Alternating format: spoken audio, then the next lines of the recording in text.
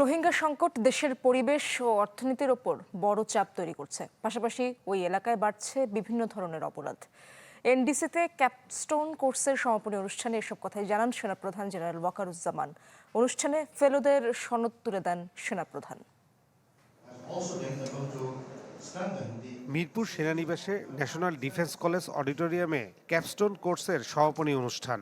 সংসদ সদস্য, বিশ্ববিদ্যালয় শিক্ষক, সামরিক কর্মকর্তা, কূটনৈতিক, সরকারি বেসরকারি সংস্থার প্রতিনিধিরা অংশ নেন 3 সপ্তাহের কোর্সে। ফেলোদের হাতে সনদ তুলে দেন সেনাপ্রধান general Wakeruzzaman.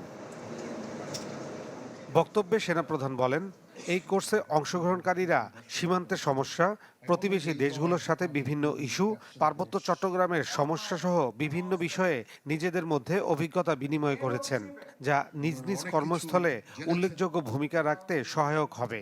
Border is an issue. All along border, we have some problem with our neighbors,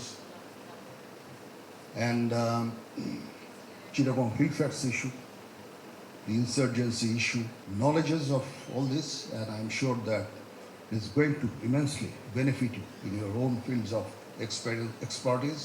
general Wakeruzzaman কথা বলেন রোহিঙ্গা সংকট নিয়েও, জানান পরিবেশ ও অর্থনীতির উপর বড় ধরনের চাপ তৈরি করছে রোহিঙ্গারা।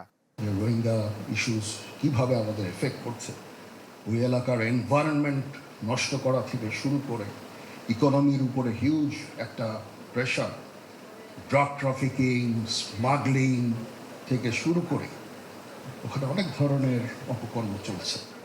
সেনাপ্রধান কোর্সে অংশগ্রহণকারীদের আহ্বান জানান নিজ নিজ প্রজ্ঞা ও অভিজ্ঞতার আলোকে দেশের বিভিন্ন সমস্যা সমাধানে অবদান রাখার।